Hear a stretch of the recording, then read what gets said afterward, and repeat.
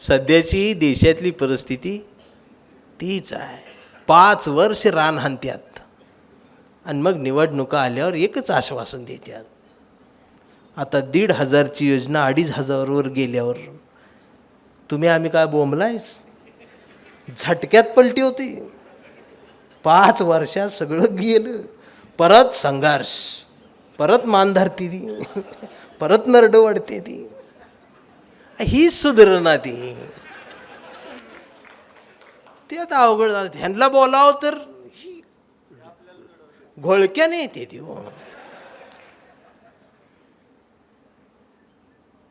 जी 5,000 आणि 2,000 आणि 500 रुपये स्वतःचं मत विकतात ना, त्यांनी या देशातल्या व्यवस्थेत बोलायचं नाही.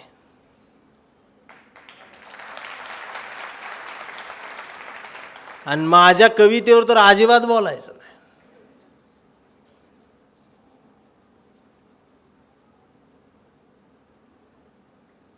आणि बाबासाहेबाचं नाव तर अजिबात घ्यायचं नाही. आता शिव्याच आहेत मला. गरज आहे भारतीय म्हणून जगताना, संवादाचं राजकारण करताना. अरे जर ॲडव्होकेट दत्ता हूड पाटील आणि त्यांचे सर्व जाती धर्माचे सहकारी येऊन अण्णाभाऊंची जयंती साजरी करत असतील, तर तुम्ही सुद्धा जातीचा घेर टाकून कशाला बसलाय? न्यूट्रलवर बसा ना. तर भारत कळेल, तर अण्णाभाऊ कळतील, तर बाबासाहेब कळतील. आणि खरं सांगू का, कुणी कितीही पेटू दे, मी परवा बघितलेली घटना, आमच्या गावातलं पप्या त्या आक्रोश मोर्चात दिवसभर गेलं, धर्माया घोषणा दिल्या, सगळं केलं आणि पेटलंच ती. आणि संध्याकाळी शोयब्या गाठ पडलं त्याला. शोयब्या फक्त एवढंच म्हटला, पप्या बिर्याणी किया है, आएगा क्या? पप्याने इकडे तिकडे बघितलं, म्हणला चल.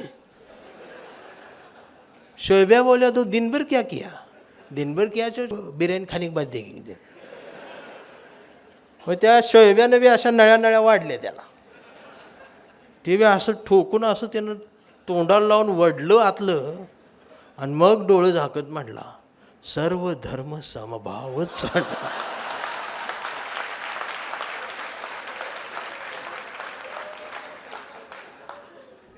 एवढा सोपा आहे भारत, का अवघड करून ठेवायला लागलाय? आता लई चिडणार. पण तुम्हाला मी सांगतो, ह्यांना या सगळ्या जातीवादी भरल्या गर्दीत पण जातीवादी लगेच ओळखतात. जो कधीच हसत नाही तो पक्का जातीवादी असतो. अशा आट्या पडलेल्या आहे ते.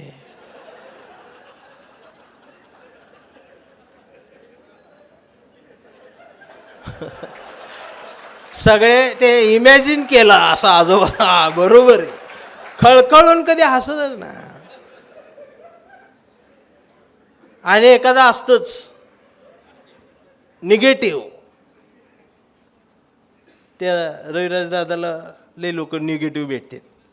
कशाला करतोय, कशाला ती व्हिडिओ बनवतोय, कशाला ती पेरवास सांगतोयस, तूच बघ. मला सुद्धा अशी इथं बी, आता इथं अजून कोण असेल, कशाला असली जयंती केल्या, डीजे भरा, कशाला ही सत्कार, हे लाईटीज एवढ्या का लावल्या, आणि वक्ता का बोलवलाय, कवीच कशाला बोलवला, कवयित्री नव्हती का?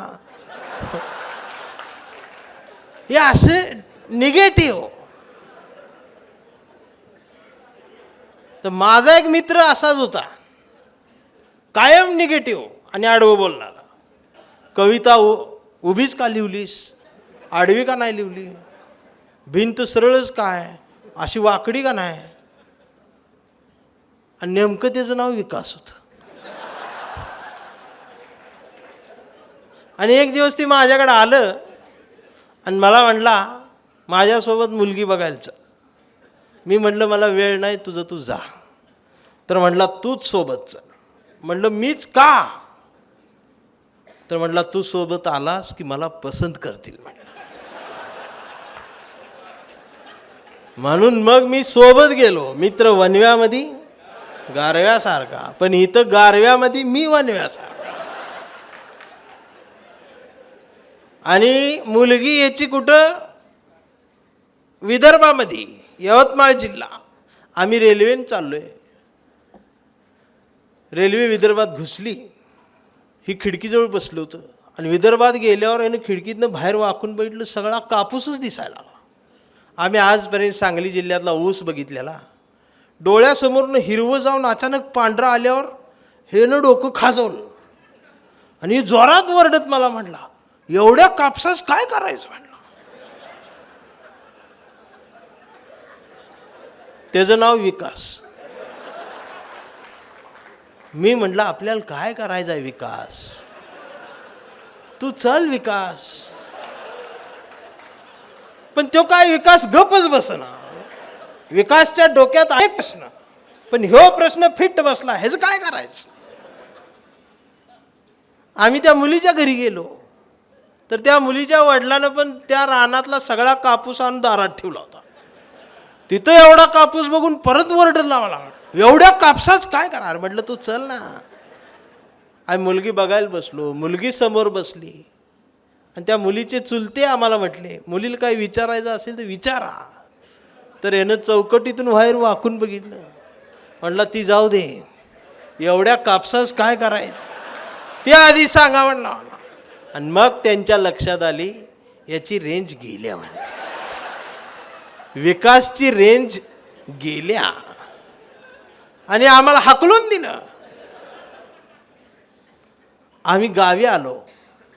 घरच्यांनी विचारलं, विकास मुलगी कशी वाटली.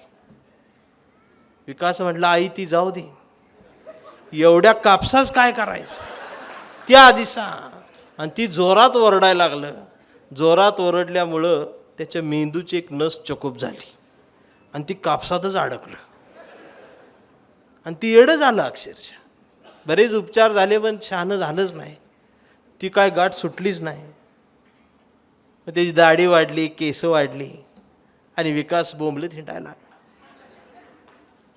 सगळी पोरं त्याला चिडवायची, कापसाच काय करायचं काय. मग ती अजून चिडायचं. आणि आमच्या गावातला एक हॉटेलवाला, त्याच्या हॉटेलमधली राहिलेली भजी त्याला संध्याकाळी घरी जाताना खायला द्यायचा. मग परवा असंच ते भजी खात बसला झाडाखाली. त्या पेपरात भजी दिलतं, वर्तमान पेपरची रद्दी, त्यात भजी दिलं होतं. त्यानं शेवटचा भजी तोंडात टाकला. त्या मिरच्या झाडल्या, मीठ झाडलं आणि त्या पेपरात त्या दिवशी बातमी होती, कापूस जळून राख झाला. बातमी कदाचित अशी असेल, एका शेतकऱ्याचा कापूस जळून राख झाला, पण ती फाटून तेवढंच राहिलं होतं, कापूस जळून राख झाला. त्यानं तेवढंच ठळक वाचलं आणि जोरात ओरडला, जाळायला ठेवला होता कापूस म्हटला. आणि ती जोरात ओरडल्यामुळं त्याच्या मेंदूची नसची चकोप झाली होती, ती एकदम अशी गाठ सुटली, रक्तप्रवाह व्यवस्थित झाला आणि तो शहाणा झाला. आता जर कुणाकुणाला वाटत असेल जयंती प्रबोधनातच का, ही अशीच का, ह्या देशात हे विचार का, हे अशा पद्धतीनंच का, तर तुला जाळायचं आहे तू बस. हे या देशाला त्याची गरज आहे हे सांगण्यासाठी ह्या जयंत्यांचं आयोजन केलं आहे. मित्रांनो, तुम्ही सर्वजण ऐकताय, चिठ्ठीत खूप फरमाईश आहेत, पण विषय सोडून दुसऱ्या कविता नको वाटतात. 22 मार्चला बाहेर पडले. 22 मार्चला, आज किती तारीख आहे बघा, आता ते 28 ऑक्टोबरपर्यंत ही दौरा आहे. काय हाल आहे आमचं. अहो गौतमी ताईपेक्षा जास्त बुकिंग आहे. म्हणजे याचा अर्थ उघड्या डोळ्याची माणसं जास्त आहेत. रविदादा ही गाढवं उड्या मारायला. ही कुठे गाडी, ते डिग्रीवाली गाढव आहे, पदव्या विकत घेतली. त्यामुळं खंबीर राहा. तुम्ही खंबीरच आहे. एवढा सुंदर कार्यक्रम आज या ठिकाणी झाला आहे. मी खरं सांगतो, अण्णाभाऊ साठेंची जयंती कशी असावी, तर त्याचं एकाच वाक्यात उत्तर अशी असावी. आणि हे तुम्ही सगळ्यांनी मिळून पेललेलं आहे. तुम्ही सगळेजण अण्णाभाऊंच्या कथा कादंबऱ्यातून रेखाटलेली पात्रच आहात. कोण फकीर आहे, कोण सत्तू बसली आहे, इथं आमच्या भगिनी आहेत, कोण चित्रा आहे, कोण वैजयंत आहे, कोण गीता आहे. आणि हेच अण्णाभाऊ आहेत. पण आता काय काय तर त्या अण्णाभाऊंना बी शिव्या देतील पिऊन. तुमच्या रेंजच्या बाहेरची ही माणसं आहेत जी येड्यागत बोलतात. त्यांना सांगते, तुझी रेंज गोधडीत आहे, तिथंच चालते, इकडे येऊ नकोस. ही फार वेगळंच जग आहे. ह्याच्यात येण्यासाठी शान पण लागतं आणि त्यात बोलायला डेअरिंग लागतं. आम्ही जागं राहूया. मी काय आभार वगैरे मानणार नाही, पण आज या शब्दपीठावरती, काव्यपीठावरती, साठेपीठावरती, अण्णाभाऊंच्या विचारमंचावरती, बाबासाहेबांच्या साक्षीनं, फुल्यांच्या साक्षीनं आज तुम्ही आम्ही सर्वजण मिळून हा वैचारिक वारसा पुढं नेतोय. रविराज साबळेसारख्या तरुणाला आपण सर्वजण, कोणी देऊ नगर न देऊ, पण आमच्यासारखी माणसं अशा तरुणासोबत कायम उभी असतील. आमची कविता त्यांच्यासाठी उभी असेल. कारण अशा पोरांना सुद्धा गरज असते आणि ती गरज आपण भागवायची असते. त्यांच्यासोबत उभं राहायचं असतं. ॲडव्होकेट दत्ता पाटील या ठिकाणी उभं, काय गरज आहे त्याला ही असले करायची? चांगली केस चाललेली असते त्या. पण आता काय सगळंच वकील आले आहेत का? 90% आले आहेत. म्हणजे 10% हाय तीच कापसास काय करायचं. त्यांनी बी आता ते सोडून यायला पाहिजे. मी खरं सांगतो, सगळंच क्षेत्र येड्यागत करायले. वकील जर तसं करायला लागलं तर लईच अवघड होईल. आणि वकिलांच्या कार्यक्रमाला जायला पाहिजे असं ठरवूनच मी आलो. म्हटलं मला मी कधी न कधी उचलणारच आहेत ना. तुम्हाला काय वाटते मला सोडणार आहेत? अजिबात नाही. मी किती संवादाची भाषा केली, मी किती जोडून ठेवा म्हणलं, तरी माझी जात बाहेर काढणारच आणि मग मला ती धरणारच. एखादा शब्द इकडे तिकडे झाला की ती ठोकणारच. पण त्याला बी माझी तयारी आता झालेली आहे. म्हणून आभारांचे भार कशाला. खरं सांगू का, कांबळे कविता संपल्या तेव्हाच कार्यक्रम संपला. मी बी बोंबलत बसली, तुम्ही बी ऐकत बसणार. यालाच मराठी साहित्य म्हणतात. हे आभारांचे भार कशाला, सत्कारांचे हार कशाला, मनात एक घरटं बांधूया मराठी साहित्याचं. या साहित्याच्या घरट्याला दार कशाला, झुळझुळत्या या अण्णाभाऊंच्या लेखणीला आपल्याही वाचनाचं पाणी देत राहूया. मिनमिनत्या या सावित्रीच्या दिव्याला आपल्याही अभ्यासाचा उजेड देत राहूया. आणि जोपर्यंत लोकशाहीर अण्णाभाऊ साठे जयंती तथा वकील ही सगळी मंडळी, मराठवाडा शिवप्रेमी वकील शिवजयंती आयोजन समिती तथा गुरुशिष्य जयंती महोत्सव संयोजन समिती, किती किती काय काय घडून ठेवले. कोणाला राग येऊ नये, काय नाही. ह्यांच्या मनात भीती आहे, जो ही रागाव नको ती रागाव. त्यांना सगळ्याला जोडून जोडून धरणाऱ्याला भीती आहे, तोडणाऱ्याला कशाचीच भीती नाही. पण ही पोरं वकील असताना सुद्धा माणसं जोडायचं काम करतात. तारीख पे तारीख असं म्हणणाऱ्यांच्या गर्दीत